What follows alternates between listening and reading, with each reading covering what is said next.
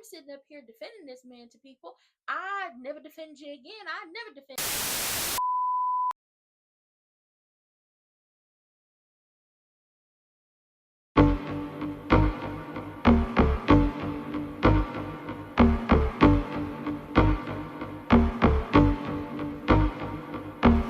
For the record, I ain't even plead the fifth. Night one of SummerSlam. Kudos on them choosing Cardi B to be the host, because let's just be honest.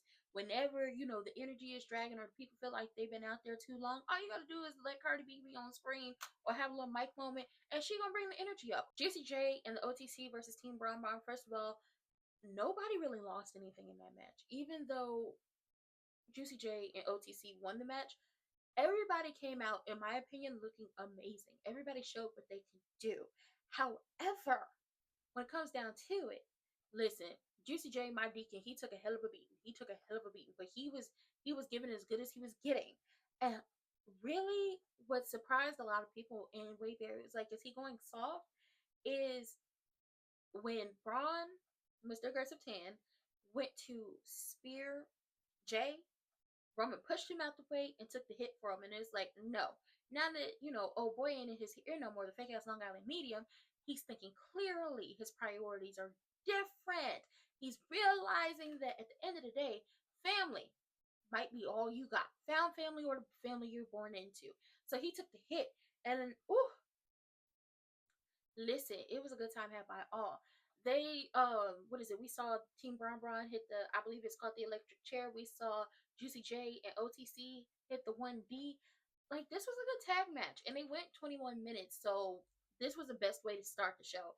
And then running it back, like, everybody's rocking with him in the crowd, and OTC is rocking too. He was like, "We finna run it back. Let's run it back." Like, they were having a good time. Listen, they keep pointing out that Roxanne and Raquel have really great chemistry with each other.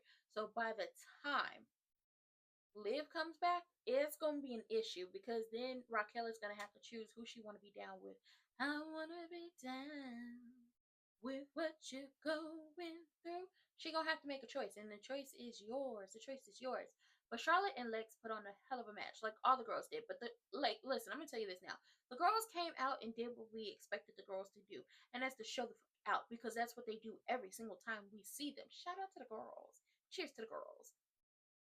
But Charlotte and Alexa, there was a moment where it was like a misfire. Like, Roxanne pulled Raquel out the way, and Alexa ends up hitting Charlotte. And I'm like, okay. Ooh, this is bad. But she ended up saving Charlotte when I think it's either Roxanne or Raquel had her rolled up. She ended up saving her. So when Alexa's about to hit the sister Abigail, we see Charlotte pop up like something at The Exorcist, and we thinking she about to hit Lex. Nah, she kicked Raquel dead in, I think, either chest or her face. Lex hit the sister Abigail. 1, 2, 3. We got new women's tag team championships. Judgment Day done lost some gold. Ooh, Finn is gonna have a field day with this one. But we have new champions, and we know they're gonna do their biggest ones. Strawberry Shortcake said he was putting an end to this, and he was putting this into this at SummerSlam. Now, do I think this is the end? I don't. I don't think this is the end. Strawberry Shortcake, Karrion Kross. Strawberry Shortcake came out there, and he whooping up on Karrion whooping up on him. He's not afraid. Both of them are not afraid to take an ass whooping nor give one, and that's exactly what was happening, because they was going blow for blow. They was going. Now Scarlett was there, and Scarlett had the pipe. She first gave it to Karrion, but she too much distracted the ref that when he tried to go for it, Strawberry Shortcake handled up on him like he did, like I taught him to. So when Karrion is distracted the ref, Scarlett hands Strawberry Shortcake the lead pipe or whatever the hell it is, and she's like, "Do it! I know you want to do it." And see, I knew he wasn't morally bankrupt, and I knew he was gonna do how I taught him, because I raised him right. He looked at it, he had it for a second, he was like, "Should I?" And he was like, "Nah, because I'm better than that." Threw the pipe out the ring, and did what he needed to do to get that 1, 2, 3. And he said he done with Karrion. And I don't think Karrion's done with him. They came dressed like the Jamaican flag, and I was here for it. Okay, she looked good. She did look amazing. This was a good match. The girls did what we thought they were going to do. They were going to show up and show out. Jade is continuously showing y'all that she is learning and she's growing, because every time you get in that ring, no matter how much you think you know, it is still a learning experience, in my opinion. And it was equal parts, like, looking at this match, it was equal parts Tiffany and Jade leading. I enjoyed it. Both of them had their like really top moments. I thought we would see the title change hands, but I guess not. And I know that the draft is coming up, so we're gonna see who's getting drafted to what brand. But also, what does this mean for Tiffany, and what does this mean for Jade? As Tiffany ran through all the SmackDown, who's going to be an opponent for her? Where does Jade go from here? Does she try to challenge again, or does she start a feud with somebody? I don't know. But the girls did what they needed to do, and Jelly Roll, Randy Orton, aka Thick Bestie, and Salty Saltine, aka Drew McIntyre, and him partner. That match, I'll just say this: Jelly Roll exceeded my expectations. You don't really expect much when it comes to celebrities getting into the ring and doing it with the professionals. Some of them actually go to the performance center and get trained, or do what they need to do to make sure they're ring ready. Jelly Roll was an active, like, he's going to go to the performance center, he's going to get trained, and he's going to try to show up and do his best. And he exceeded my expectations, because sometimes celebrities bring you up, bring you down. He exceeded it. Like, after Mr. Viral Moment did what he did, like jumping from the top turnbuckle or the top post onto the table and breaking it, and they're both laid out, and they're carrying Jelly Roll out of there, and he's selling it, and he's selling it and selling it. He's like, nah, I gotta go back. And he tried to do his biggest one, and he hit some moves. I was like, okay, I see you got some moves. He exceeded my expectations. Randy was looking like '09 Randy. Now, I feel like because he was looking more like '09 Randy than I've ever seen him look like '09 Randy before, and this current era of him, it's time for him to start kicking people again. That's just my opinion. But he did what we knew he was going to do. He showed up and showed out. So did Salty Saltine. He showed up and showed out. But I'm going to say this, and I'm going to hear me clearly when I say it. Mr. Viral Moment, if he continues to make or try to make these viral moments, somebody is going to get hurt if they haven't already. And that's not a prediction, that's not a spoiler, that's a fact. CM Punk looked good in that blue. Shout out to Larry's daddy. I have no, like, what can you say about Gunther versus Larry's daddy? They put on a hell of a match. I was on the edge of my seat every time. And a lot of people say the thing that like management hated about CM Punk is the fact that he's stubborn. He was stubborn backstage. He was stubborn in the ring. And I was like, that's because he's a bad bitch. Bad bitches have to never say quit, never say die spirit, okay? Even sometimes when we just want them to quit because you're taking too much abuse in that ring right now, they just not, because they're going to continue on. They was beating the hell out of each other. They was pulling out their greatest hits. When Larry's daddy, because, Gunther decided he was going to walk across the, like, this is the runway, and walk across the Spanish announce table, and Larry's daddy pulled that leg from up under him like he did Drew McIntyre at WrestleMania 40. And when Gunther came back up and blood all over his face, it's written all over your face, you don't have to say a word. He got that man back in that ring, and he was like, no, no. And I was like, did Big James say no? Didn't Juicy J tell you no when Big James was covered in? I think so. Baby, they put on a hell of a match. Larry's daddy got that champ, like, he won the championship. He hit him with one GTS. He hit him with another, and he had him down 1, 2, 3. He's the champion. And it was like, oh, he was the champion for over 5 minutes, because out comes Kitten Hill. Played the hell out of everybody. I'm sitting up here defending this man to people. I never defend you again. I never defend somebody with an injury. If you think they people faking, then they faking. I never defend nobody on an injury again. Comes out and cashes in on Larry's daddy. And once again, I had to remember that the man said he would never be champion or never be on top as long as he was there. But then I had to remember, y'all made a long list of enemies, Kitten Hill, Team Braun Braun, Fake Ass Long Island Medium. Y'all have a list of enemies. A list of them, a long list of them that's not going to take this line down.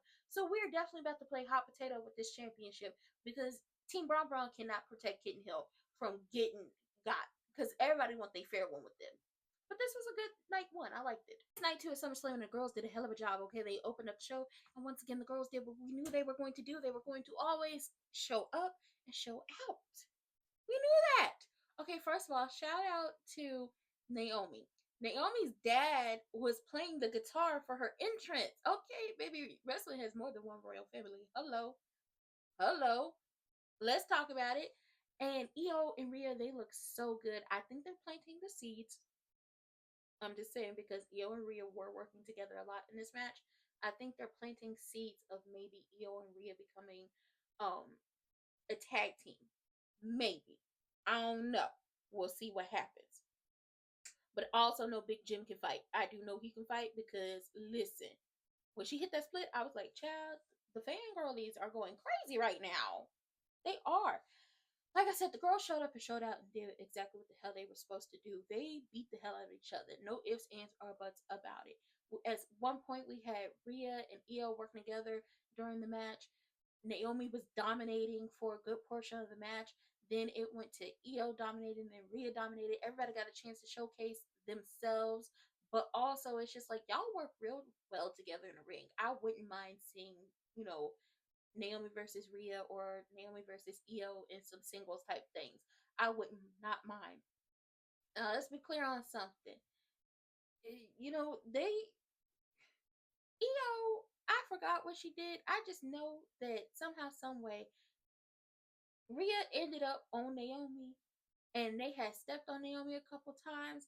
So by the time we get back in the ring and we think Rhea about to get it, she about to pin Io, she's about to get her championship back, but she's also about to do what she needs to do to finally put this to rest that she can't beat Io.